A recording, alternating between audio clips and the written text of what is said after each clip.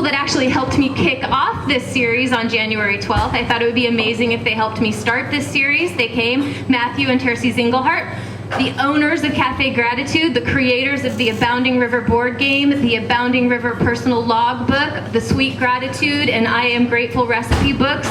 We've got Plenty of Time, which is beautiful, totally beautiful book, and there's Sacred Commerce, all these incredible products that they're putting out, and this food and this atmosphere, this entire philosophy that they're bringing forth into our community. They were gracious enough to help me start off this series, and I thought that I would have them end the series, and then I had the idea for next week, so we bumped it out one more week. But I wanted to do something a little different this week. I've been wanting to practice with doing some interviewing, and now that I'm actually doing it, I've got so much adrenaline running through my system, I feel nauseous. But and I've got 3 pages of questions, so I hope you guys are really comfortable and everyone's gone to the bathroom. We're going to be here a little while. Do you guys want to introduce yourselves a little first, or should I just jump in? Just jump in. Okay. How did you two meet? So, let's see, I was working for a company called Landmark Education, and I was the coach of a program that Matthew was a participant in, and that's how we met. Well, how long before you knew this was the love of your life? So we met in September, and I was just divorced in a rebound relationship, and I had it that Terces was like a great friend, but I had her in the too old for me category. And when I got off of that in March, so that was September, and in March I got the inauthenticity of that, and we've been together ever since. What year was that? March 2001. Wow. So what is your relationship like? Is it easy or is it work? It's really easy. So it's really easy. It's funny, the other day, when we got together, we said, well, how do we want to live our life? And we said, well, we'll just trust inner guidance. And I remember having the thought, well, but what if his inner guidance says something and mine doesn't like it?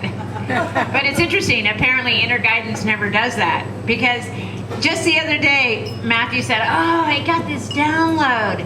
And all of a sudden, there was this 3-inch, maybe 12-foot high piece of PVC pipe sticking out of the ground on our farm up into the air. And it's like, what is that? And he says, oh, it's a broadcaster. A quantum field broadcaster. And I'm like, what's that? You've never said anything to me about this at all. And all of a sudden there's this pipe just sticking up out of the ground. And he goes, well, I thought you'd paint it. And I was like, oh, okay. That's a good idea. And then I said, what is it? What does it do? And he shared all the things that this does. And he read me the prayer that's in it. And he put little homeopathic doses of biodynamic preps in it and a map of the farm in it. And then he explained to me how it draws from the electricity and the energy of the earth, and it broadcasts out to, it's very mystical, and it broadcasts out through these copper wires. And I'm sitting there, I'm a very practical person. I'm thinking, wow, it's really interesting. It looks like a big old piece of PVC pipe to me. And then he said, I'm going to do this big mandala, and the next thing I know, he's gone somewhere and gotten rocks, and today he brought in a whole bed of gravel. And I said, well, do you think you could draw a picture and let me see it first? He goes, no, I'm just going to do it. And I was like, I know, but once it's done, then it's like, I'm kind of stuck with it. Like, if you could show me a picture first. And he goes, no, it was a download. And I was like, oh, got it. Okay, great.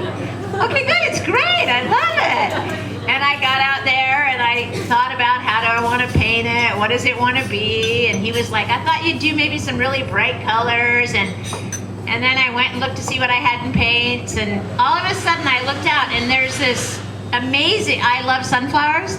And all of a sudden I have this sunflower blooming in the middle of November, like out of the middle of nowhere is this sunflower. And I thought, wow, what a great idea. So I painted it like a sunflower. It's this big bright green pole, and then the caps with these little connectors on it are painted brown and yellow, and then the top has a copper cone. And I brushed brown around it. So it looks like, and I put big petals on it. So it looks like this big sunflower. And all of a sudden I find myself walking by this piece of PVC pipe and talking to it and thanking it for being there and asking it to make sure it spreads the blessings throughout the land. So the reason I share that with you is it's an example of how well we get along. It's not about,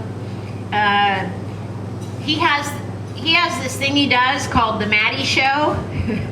And if you've ever driven in a car with us, you'll get privy to it. He has sort of a dialogue, like he drives along and kind of shares like a tour guide, but it's the Maddie Show. It's his judgments and opinions of just about everything that you're driving by while you're driving, and it's so freaking entertaining.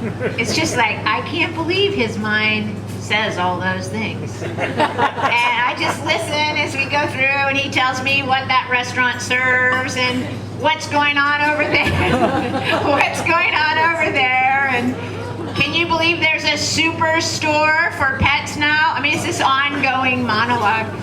So, you know, we get along great. We're probably too busy to argue and too committed to serving to have our relationship ever be about us. And I can't imagine life without him. But it's good. I'm older. I'll probably go first. I won't have to live without him. Yeah, it's really easy. So are there any challenges to being together 24/7, work, home? Well, so it's pretty much the same challenge. It's just like it is for you guys. So we're driving down the road, and there's some upcoming I'm driving about 80 miles an hour, and there's some brake lights. There's some cars stopping ahead of us, and she says, brake lights. But through my wound of I'm not enough, I hear, she thinks I can't drive. I actually hear that. She thinks I can't drive. So I say, I know how to drive. And through her wound of I'm not listened to or I don't matter, she hears that she doesn't matter, and that's just more evidence. So she goes, why should I even bother? And then we have a choice. We can actually, the wounds can kind of do their sword play, or one of us can apologize. I can apologize for not relishing her commitment to our safety. She could apologize for not speaking in a way that landed like an opportunity in my world, even though there was no spin or panache on what she said. She was neutral, brake lights, no attitude. But it landed over here like, she knows what my wound is. So we apologize a lot. We make requests of each other, and we acknowledge each other all the time. And that's the only way to stay out of the mucky muck. You answered several of the next questions. That's awesome. So who were or are your inspirations? Let's see, who are my inspirations? Katharine Hepburn.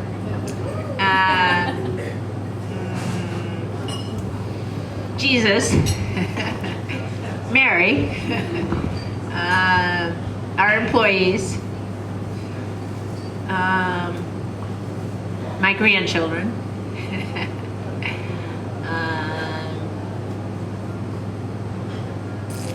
My mother. Matthew. He inspires me a lot. Yeah, just about everything, really. The sunrise, the sunset, the dew on the leaves. Yeah, just about everything. Raw vegan ice cream definitely inspires me. Yeah, people inspire me. I would say, the courage of human beings to take this, to do this human experience thing, and that overcoming, anybody who overcomes the illusion of separation to any degree.